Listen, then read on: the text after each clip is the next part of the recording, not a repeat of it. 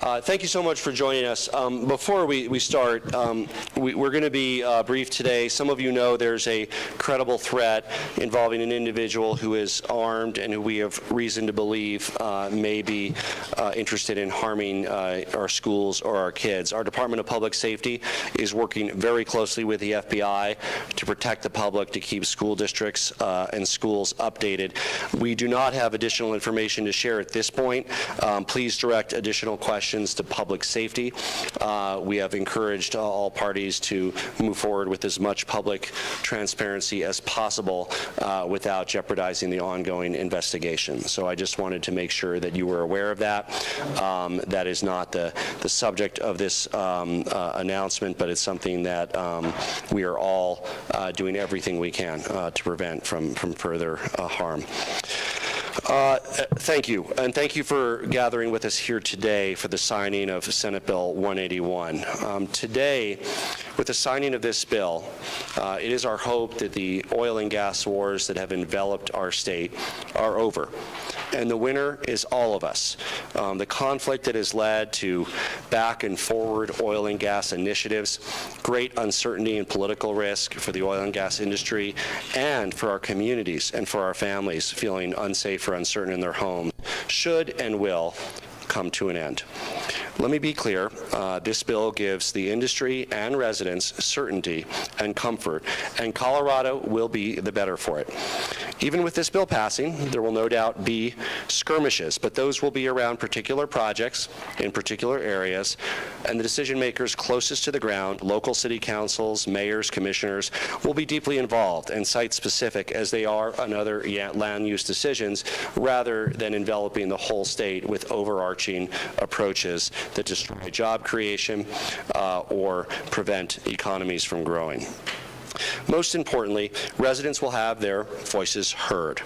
It will be clear that health and safety comes first and that the industry can operate with reduced uncertainty and with significantly reduced political risk, which hurts capital formation and job creation in the industry, and that workers in the industry will have additional safety around their workplace. I will ask that those in this room and those who are not in this room commit to seeing this bill and this effort be a success for the implementation and for the future of Colorado. We are coming together in a way that values all jobs in Colorado, including the hardworking men and women in oil and gas. We're coming together in a way that puts health and safety first and empowers local communities. And of course, we're coming together to value safety. These values are not mutually exclusive. In fact, they are the Colorado way, where despite our differences, we get together to hammer out the details around a solution that works for all of us, that allows our economy to grow and prosper, and allows families to know that they are safe. This bill is good for Colorado. This bill is good for the energy industry. This bill is good for workers. This bill is good for the environment. This bill is good for residents who live in oil and gas areas. And this bill is great for the future of Colorado. It's been a long road to get here because for so many in Colorado, this issue is personal. We're honored to have Erin Martinez here with us today, who's been deeply affected by a tragedy in this industry, losing her husband and brother. And I want to thank her for overcoming this tragedy to help unstick the political process to make others safer. We all have friends and neighbors who work in oil and gas. For many Coloradans, they have jobs in oil and gas that put food on the table and put kids through school, which is why a thoughtful and balanced approach that this bill has reduces political risk and regulates the industry while protecting Colorado families. We all want a great Colorado life, and there's a lot more that unites us than divide us. We're all environmentalists. We are all oil and gas. We are all members of communities who value our way of life and our health and safety. That's why it's important that we're joining here at this signing by Republicans and Democrats, by energy industry executives and workers' representatives, by environmentalists, and by local elected officials, because together we are Colorado, and our sum is more than just the total of our parts. I want to thank Republican mayors Randy Aherns, Brian Bagley, and Wade Troxel, who were strongly supportive of Senate Bill 181 from the beginning, and local elected officials of both parties for joining us here today. I also want to thank environmental groups, including Conservation Colorado, Logic, and Sierra Club, for their work to protect what all of us love in Colorado. And I want to thank Evergreen National Resources, Bayswater Extraction, and SRC for being here today as representatives of an important industry here in Colorado, and in a show of good faith moving forward together. And finally, I want to thank Gary Arnold of the Pipe Fitters to support the workers who rely on their paychecks from oil and gas industry.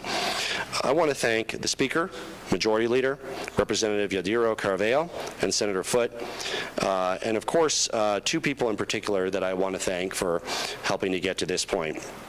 First and foremost, I want to thank my Chief of Staff, Lisa Kaufman, who's with us today. Without Lisa's tireless effort, not just this year, but in years past, we would not be where we are today at the threshold of ending the oil and gas wars of Colorado and pointing towards a stable and prosperous and safe future for all of us. And while many of us, the Speaker, the Majority Leader, myself, Lisa Kaufman, all have other issues that we focus on as well, I want to particularly thank somebody who has dug so deep and been so focused on this issue and will be going forward to help make this work, our COGCC Director, Jeff Robbins. Jeff has been tireless in his efforts, not just now, but working with local governments, working with others, and in crafting a solution that I think reflects the very best of Colorado.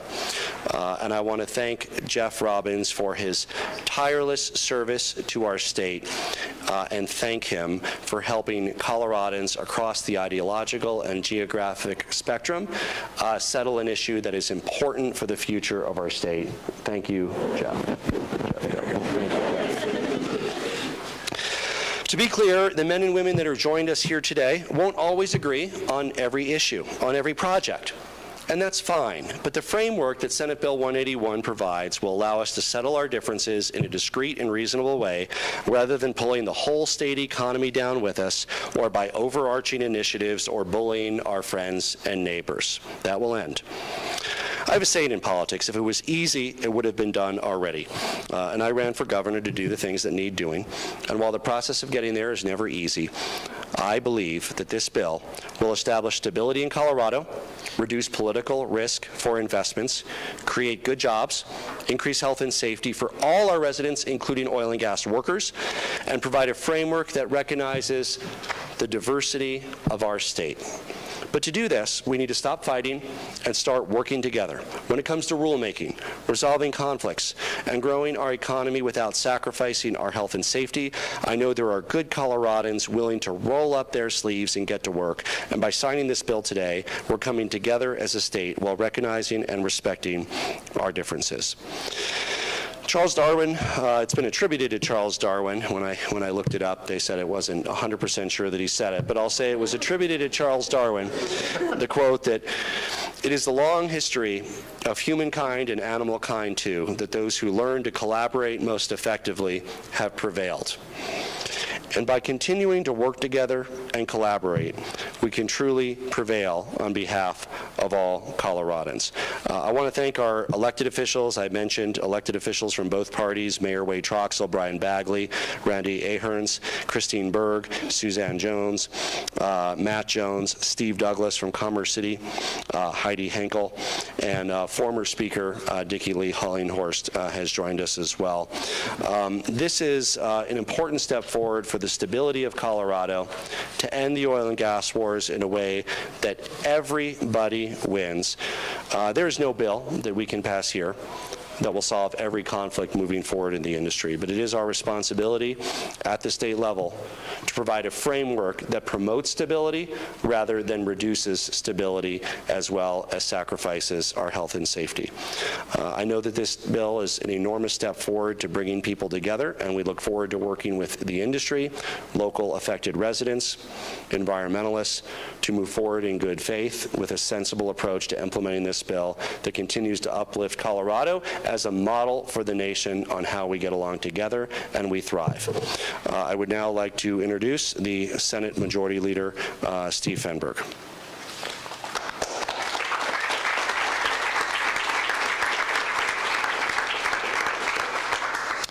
Thank you, Governor. Should I use this one? So, do you want me to?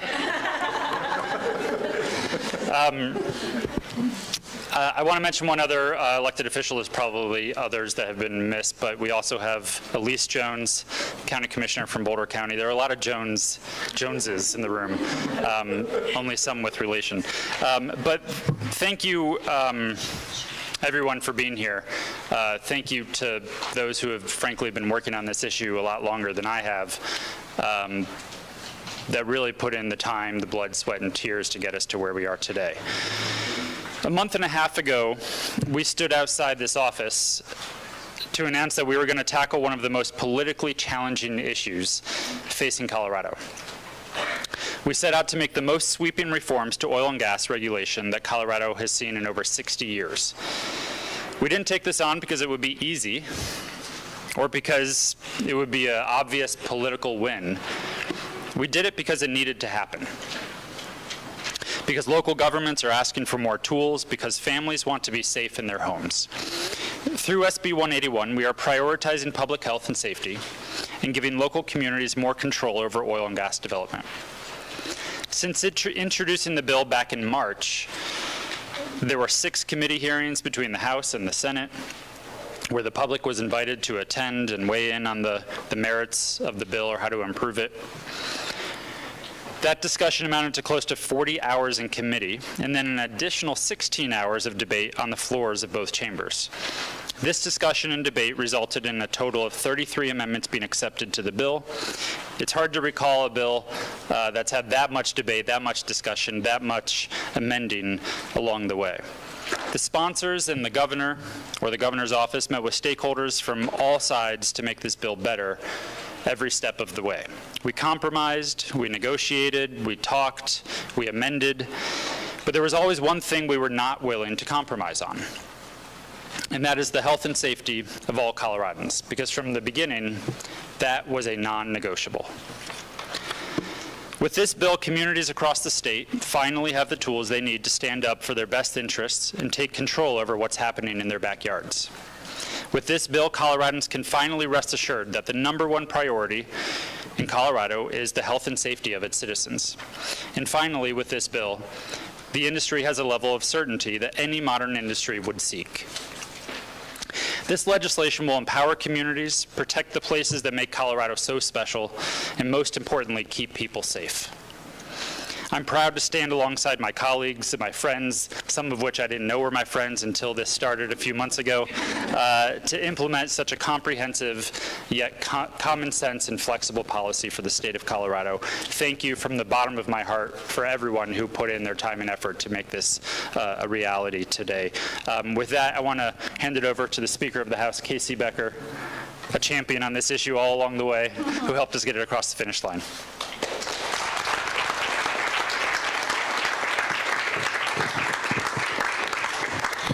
Thank you, everyone, for being here today. Thank you, Governor Polis and Majority Leader Fenberg, for your leadership on this. And thank you to everyone in the room who spent so many hours working on this bill and getting us to this position that we can really, as Governor Polis said, put the oil and gas wars to bed.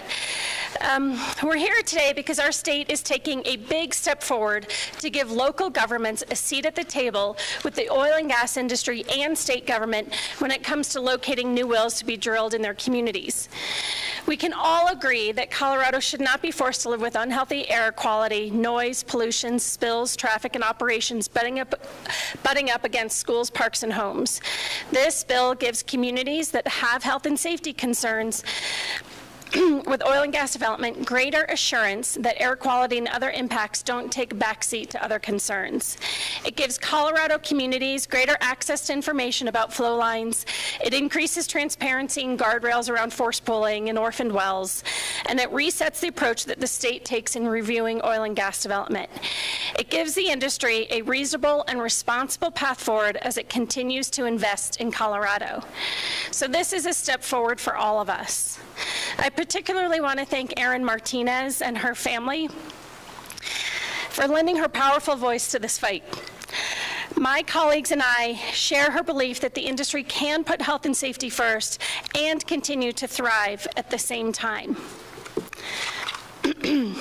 Like many Coloradans, we admire Erin's strength, commitment, and courage to enact change in the wake of a terrible tragedy. This bill was years in the making, and for too many, it's long overdue. I'm proud of what we've accomplished with this new law, and I'm grateful that we'll be able to come together to move the state forward in this critical way. And we look forward to assuring our economy continues to work for all, and our communities are healthy and safe. Thank you, everyone.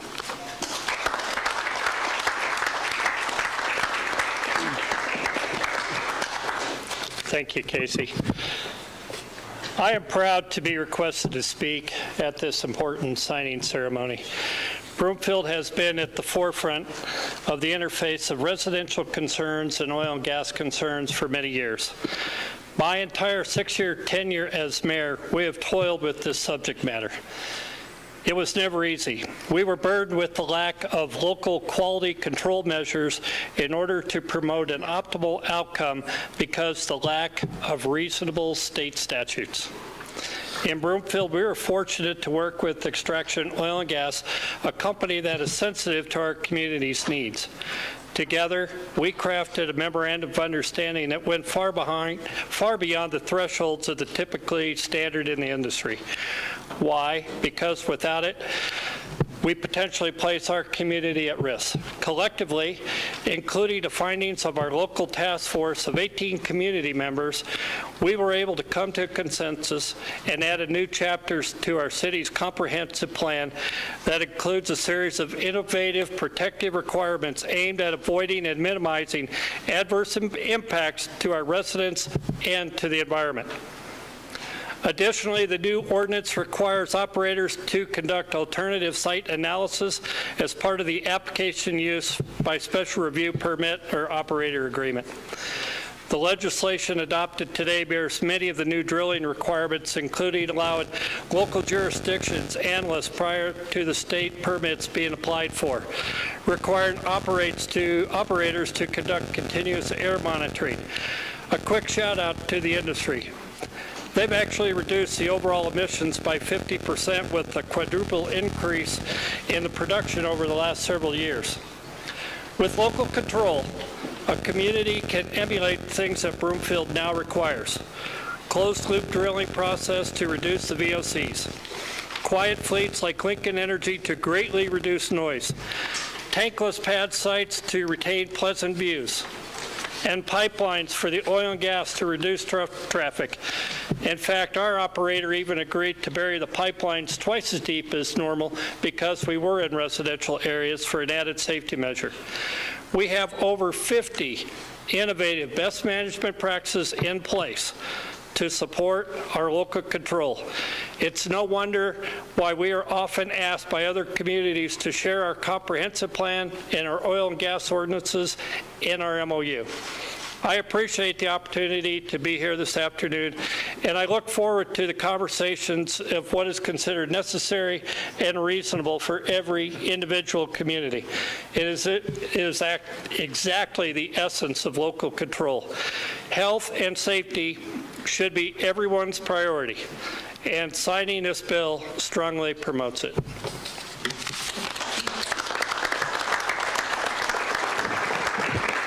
You know, in the last decade, oil and gas development in Colorado has rapidly evolved and introduced new technologies and expanding industrial operations in and near heavily populated urban and suburban centers, which has given rise to conflict. And as the industry and technology has changed, our laws and regulations simply haven't kept pace. This bill will provide a framework for now and for the future to ensure that we keep people safe and allow the industry to have the certainty they need to decrease the political risk around capital. It balances representation on the COGCC. It directs the COGCC to evaluate and address the impacts from oil and gas operations cumulatively, and increases disclosure of pipelines and flow line locations while enhancing monitoring for pipelines. And it provides financial assurances for operations in Colorado to prevent orphan wells going forward. You know, as we end the oil and gas wars, it's important to reflect that we are all winners. Might not be everything that environmental groups wanted. It might not be everything the oil and gas industry wants. But with the best efforts of the Speaker and the Majority Leader and others, they've crafted a pretty darn good bill for Colorado's future. And I couldn't be more proud in just a few moments to be adding my signature. Once again, I want to thank those who are standing with us here today. From our friends in the oil and gas industry, we have Evergreen National Resources, Bayswater, Extraction that the mayor mentioned, SRC, and many others who have expressed looking forward to working with us to implement this bill. And of course, the local elected officials who have been dealing with this, probably, Mayor, more than you thought when you ran for office, right? And we know that our problem solvers on the ground, the men and women that step up to serve in local government, really have the pulse of the community and know how to integrate industrial operations into a community in terms of siting and safety considerations much better than an unelected board in Denver. And we really look forward to having a warm relationship from the COGCC with local governments, with operators, and with residents across this entire state. We'll now be signing the bill.